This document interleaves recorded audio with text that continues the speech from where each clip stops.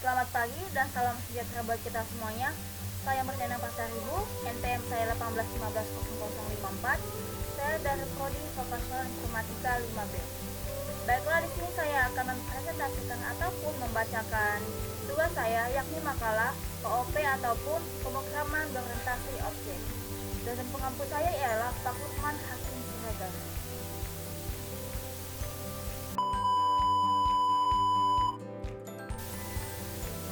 Baiklah, di sini saya akan membacakan makalah saya mengenai sejarah pemrograman berorientasi objek atau biasa disebut dengan OOP.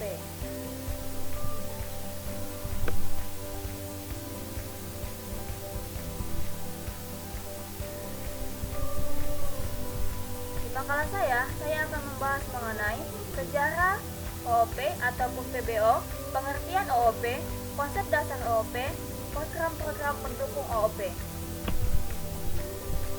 Sebelumnya saya akan membacakan pendahuluan ataupun latar belakang makalah yang saya buat. Pada saat ini perkembangan dan kemajuan teknologi informasi dan komunikasi telah berkembang dengan sangat pesat berbagai kemudahan. Memperoleh informasi dari berbagai penjuru dapat kita nikmati dalam hitungan detik. Di antara teknologi informasi yang hampir di setiap tempat kita temukan adalah komputer. Sekarang komputer sangat berkembang pesat. Hampir setiap tahun komputer selalu mengalami perkembangan. Sedangkan model dan desain dari komputer itu sendiri juga mengalami perkembangan. Pemrograman berorientasi objek atau OOP dalam bahasa Inggris, Object-Object Programming disingkat OOP, merupakan kerangka pemrograman yang berorientasi kepada objek. Semua data dan fungsi di dalam kerangka ini dibungkus dalam kelas-kelas ataupun objek-objek. Bandingkan dengan logika pemrograman terstruktur. Setiap objek dapat menerima pesan, memproses data, dan mengirim pesan ke objek lainnya.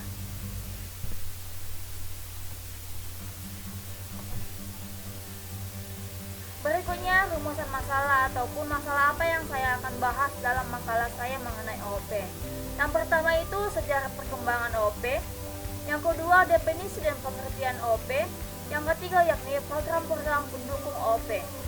Tujuan yang saya dapat ataupun yang saya buat dalam makalah saya ini mengenai OOP adalah mengetahui sejarah dan perkembangan dari pemrograman berorientasi objek ataupun OOP, mengetahui lebih banyak tentang OOP.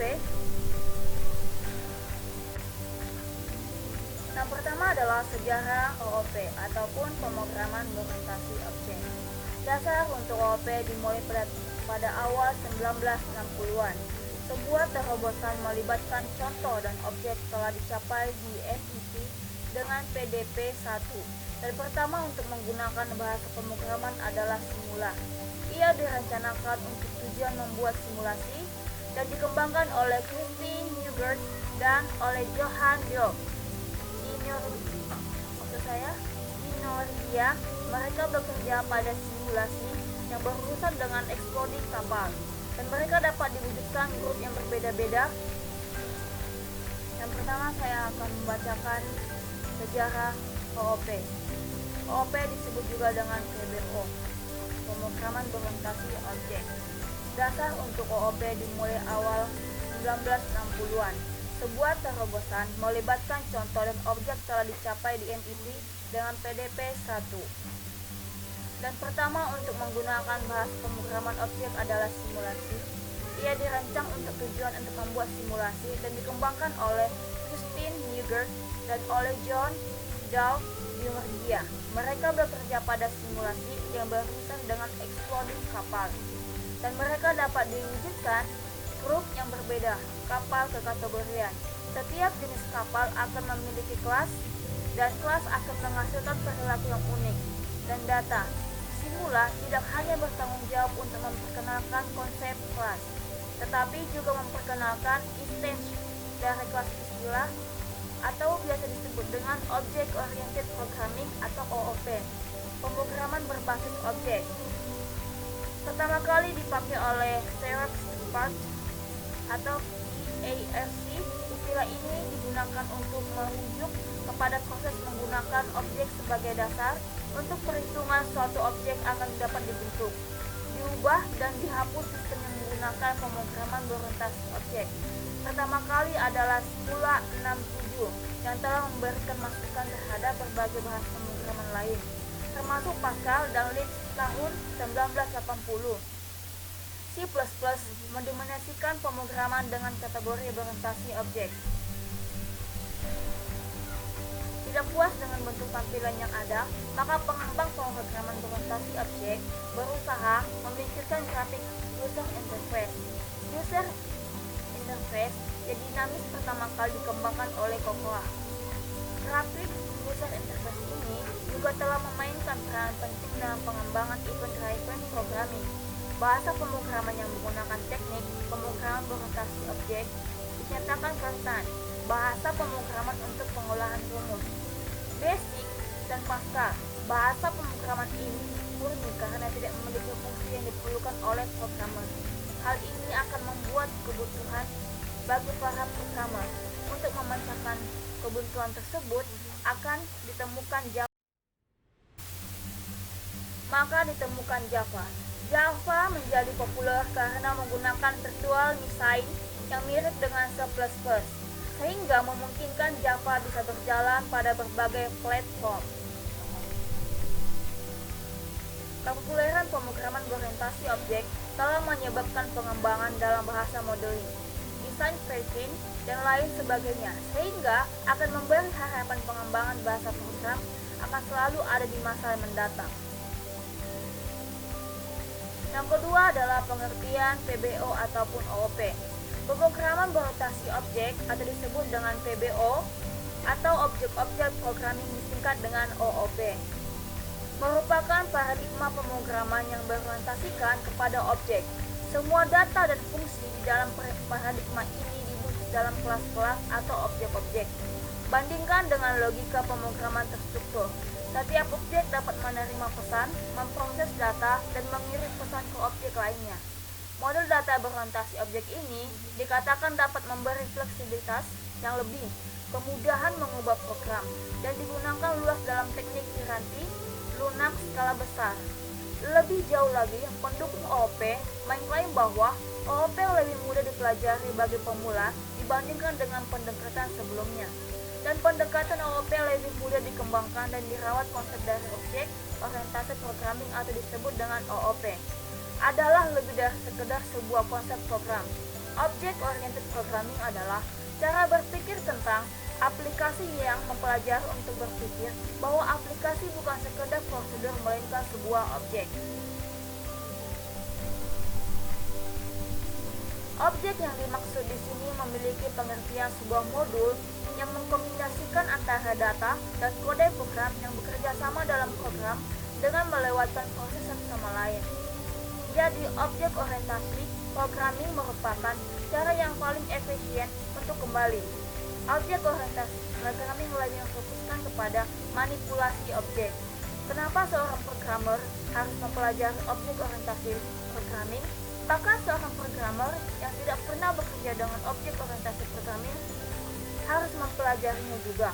Hal ini dikarenakan pada suatu hari nanti semua bahasa programming ataupun pemrograman akan menambahkan kemampuan objek orientasi programming pada bahasanya. Selanjutnya adalah konsep dasar PBO ataupun OOP. Ada banyak konsep dalam pemrograman berorientasi objek atau PBO, antara lain objek, kelas, atribut. Berikut penjelasannya.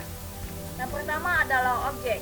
Untuk mempermudah pemahaman, maka di sini akan dijelaskan melalui analogi pada dasarnya. Semua benda yang ada di dunia ini nyata dapat dianggap sebagai objek. Misalnya, rumah, mobil, sepeda, motor, gelas, komputer, meja, sepatu, dan lain-lain. Setiap objek memiliki atribut sebagaimana statusnya ataupun state dan tingkat laku sebagai behavior. Contoh objek motor, maka atribut atau state adalah pedal, roda, jeruji, speedometer, warna, jumlah roda, sedangkan tingkah laku atau behavior adalah kecepatan menarik, kecepatan menurun, dan perpindahan gigi motor. Analogi pemrograman berorientasi objek sama dengan penggambaran pada dunia nyata seperti contoh di atas, yakni mobil tadi, Dalam PBU ataupun OOP, state disimpan pada variabel dan tingkah laku disimpan pada metode. Dalam bahasa teoretis PBO, objek berfungsi untuk membungkus data dan fungsi bersama menjadi satu unit dalam sebuah program komputer. Objek merupakan dasar dari modulitas dan struktur dalam sebuah program komputer berorientasi objek. Yang kedua adalah kelas. Dalam bahasa teoretis ataupun PBO, kelas merupakan kumpulan atas definisi data dan fungsi-fungsi dalam suatu unit untuk suatu tujuan tertentu. Sebagai contoh, kelas motor adalah suatu unit yang terdiri atas definisi-definisi data dan fungsi-fungsi yang menunjukkan pada berbagai macam perilaku atau turunan dari motor. Sebuah kelas adalah dasar dari modulitas dan struktur dalam pemrograman berorientasi objek. Sebuah kelas secara kritikal sebaiknya dapat dikenali oleh seorang non-programmer sekalipun terkait dengan domain permasalahan yang ada. Dan kode yang terdapat dalam sebuah kelas sebaiknya ataupun relatif bersifat mandiri dan independen. Atau sebagaimana kode tersebut digunakan jika tidak menggunakan PBO ataupun OOP. Dengan modulitas, struktur dari sebuah program akan terkait dengan aspek-aspek ada masalah yang akan diselesaikan melalui program tersebut. Cara seperti ini akan menyederhanakan pemetaan dari masalah sebuah program ataupun sebaliknya. Selanjutnya ataupun yang terakhir mengenai atribut, merupakan nilai dari terdapat pada suatu objek di dalam kelas. Atribut mempunyai karakteristik yang membedakan objek yang satu dengan objek yang lainnya. Contoh, pada kelas motor terdapat atribut warna, berat, kecepatan, dan cc mesin. Yang keempat adalah program-program pendukung PBO ataupun OOP, pemrograman berorientasi objek. A ataupun 1 ada C++, adalah bahasa pemrograman komputer yang dibuat oleh Virgin Group, merupakan perkembangan dari bahasa C, dikembangkan di Bell Labs atau Dennis Ritchie pada awal tahun 1970-an. Bahasa itu diturunkan dari bahasa sebelumnya yaitu ECL. Pada awalnya, bahasa tersebut dirancang sebagai bahasa pemrograman yang dijalankan pada sistem Unix. Pada perkembangannya, versi ANC ataupun American National Standard Initiative, bahasa pemrograman C menjadi versi dominan.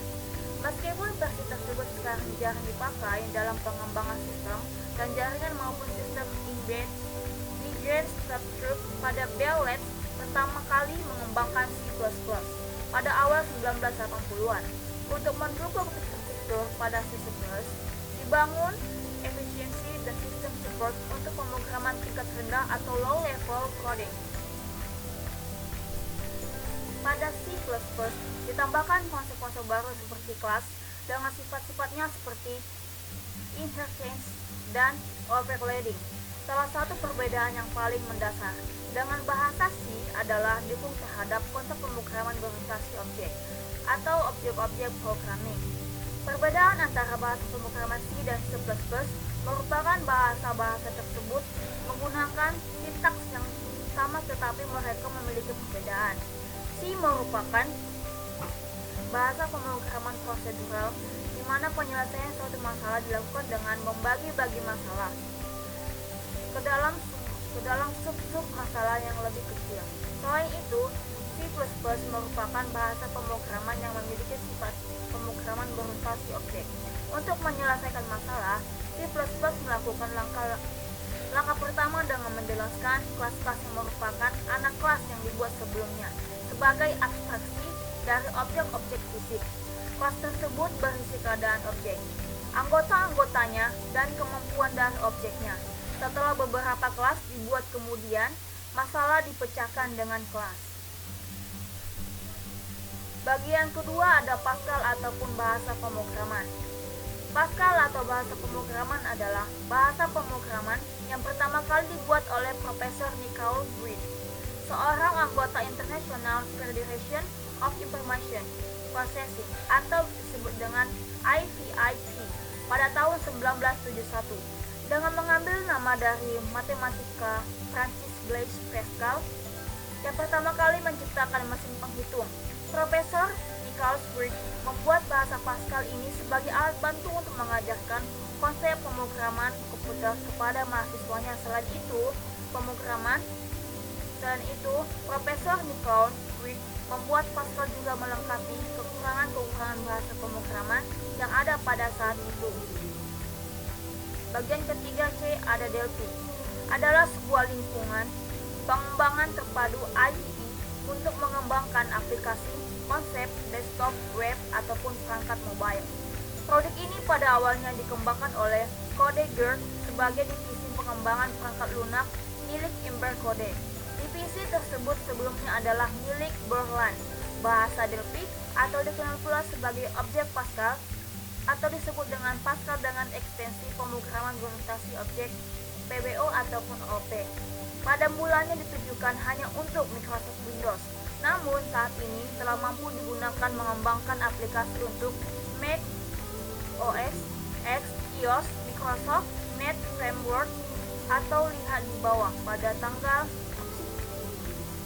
Net Framework. Pada tanggal 8 Februari 2006, Borland mengumumkan akan melepaskan seluruh jajaran produk pengembangan aplikasi komputernya, termasuk diantaranya Delphi. Untuk itu, Borland membentuk perusahaan baru dengan nama CodeGirl sehingga terpisah dari Borland. Saat ini, Delphi menjadi bagian dari jajaran IDE memiliki IDE. Jajaran IDE memiliki Ember Code. Setelah Ember Code Technologies mengakuisisi CodeGirl. Berikutnya ataupun yang keempat ada Perl. Adalah bahasa pemrograman untuk segala keperluan. Dikembangkan pertama kali oleh Larry Ward di mesin Unix. Perl dirilis pertama kali pada tanggal 18 Desember 1987. Dengan keluarnya Perl 1 pada versi-versi selanjutnya, Perl tersedia pula untuk berbagai sistem operasi variasi Unix atau OS, Linux, BSD, HP UX juga tersebut. Pada versi-versi selanjutnya, Perl tersedia pula untuk berbagai sistem operasi varian Unix atau Sun OS, Linux, BSD, HP UX. Juga tersedia untuk sistem operasi seperti DOS, Windows, PowerPC, Bear OS, FMS, EMCDIS, dan Poker PC. Dukungan tersebut pemrograman berbasis objek orientasi pemrograman atau OOP, ditambah pada Perl 5 yang pertama kali dirilis pada tanggal 31 Juli 1993. Proyek pengembangan Perl 6 dimulai pada tahun 2000 dan masih berlangsung hingga kini tanpa tahu kapan jelasnya akan dirilis. Ini dikatakan sendiri oleh Larry Ward dalam satu pidatonya yang dikenal dengan The State of Union. Dua di antara karakteristik utama Perl adalah penanganan teks dan berbagai jalan pintas. Dua di antara karakteristik utama Perl adalah penanganan teks dan berbagai jalan pintas untuk menyelesaikan persoalan-persoalan umum. Tidak heran jika Perl sangat populer digunakan dalam program-program atau Common Gateway Interface dan berbagai protokol internet lainnya. Seperti diketahui, TCP atau IP sebagai basis bagi semua protokol internet yang dikenal sekarang intermedia. Sebagai basis bagi semua protokol internet yang dikenal sekarang ini menggunakan format teks dalam komunikasi data. Seperti juga bahasa populer lainnya, Perl menerima banyak kritikan, meski banyak diantaranya hanya berupa mitos atau berlebihan, tapi terdapat juga sejumlah kritikan yang solid. Salah satunya adalah sintaksnya susah dibaca karena banyak menggunakan simbol-simbol yang menggunakan huruf dan angka. Selanjutnya ada Python. Python adalah bagian bahasa pemrograman interpretasi multiguna dengan sitologis perancangan yang berfokus pada tingkat keterbacaan kode. Python diklaim sebagai bahasa yang menggabungkan kapabilitas kemampuan dengan sintaks kode yang sangat jelas dan dilengkapi dengan fungsionalitas pustaka standar yang beserta yang besar serta komprehensif. Python mendukung multi-paradigma pemrograman, utamanya, namun tidak dibatasi pada pemrograman berorientasi objek, pemrograman imperatif, dan pemrograman fungsional. Salah satu fitur yang tersedia pada Python adalah sebagai bahasa pemrograman dinamis yang dilengkapi dengan manajemen memoritis sebagai halnya pada bahasa pemrograman dinamis lainnya. Python umumnya digunakan sebagai bahasa script, meskipun pada praktiknya penggunaan bahasa yang lebih luas mencakup konteks pemanfaatan yang umumnya tidak dilakukan dengan menggunakan bahasa script. Python dapat digunakan untuk berbagai keperluan, pengembangan perangkat lunak dan dapat berjalan di berbagai platform sistem operasi. Selanjutnya ada C#, biasa disebut dengan C#, adalah bahasa pemrograman baru yang diciptakan Microsoft yang digunakan banyak developer Net untuk mengembangkan aplikasi dengan platform. Net bersifat sederhana karena bahasa ini didasarkan kepada bahasa C dan C++. Jika Anda familiar dengan C dan C++ atau bahasa Java, Anda akan menemukan aspek-aspek yang begitu familiar, seperti statement, expression, operator, dan bersifat fungsi yang diadopsi langsung dari C dan C++. Tetapi dengan berbagai perbaikan yang membuat bahasanya menjadi lebih sederhana, C# memenuhi syarat-syarat sebagai sebuah bahasa pemrograman yang bersifat object-oriented, yaitu execution, inheritance, dan polymorphism. C# bisa digunakan untuk membuat berbagai macam aplikasi, seperti aplikasi pengolahan kata, grafik, spreadsheet, atau bahasa membuat kompiler untuk sebuah bahasa pemrograman C#. C# tidak memiliki terlalu banyak keyword, sehingga dapat mengurangi kerumitan kode keyword.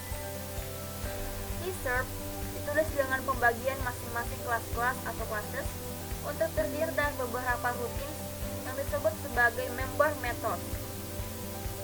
Kelas-kelas dan metode-metode ini dapat digunakan kembali oleh program atau aplikasi lain, hanya dengan memberikan informasi yang dibutuhkan oleh kelas dan metode yang dimaksud.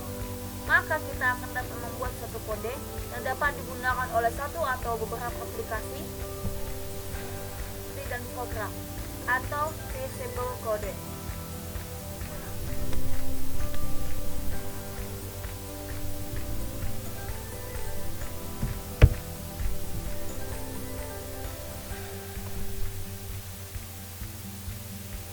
Baiklah, saya telah membahas mengenai sejarah OOP dan bagiannya, dan sekarang saya akan membacakan kesimpulan yang saya dapat dari makalah yang saya buat.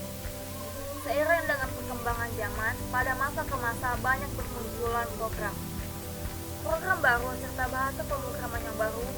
Juga demikian, maka diharapkan kepada semua orang dapat mengerti dan memahami lebih banyak tentang bahasa pemrograman serta program yang mendukung, dan juga dapat mengetahui sejarah dari pemrograman, juga berkembangnya bahasa pemrograman dari masa ke masa. Baiklah, demikian saya telah membaca ataupun mempresentasikan makalah saya mengenai OOP ataupun pemrograman berorientasi objek. Saya harap teman-teman memberikan saya kritik, saran, dan komentar yang baik mengenai makalah saya pemrograman berorientasi objek. Jika saya ada salah kata, saya mohon maaf, dan kepada Tuhan saya mohon ampun. Selamat pagi dan terima kasih.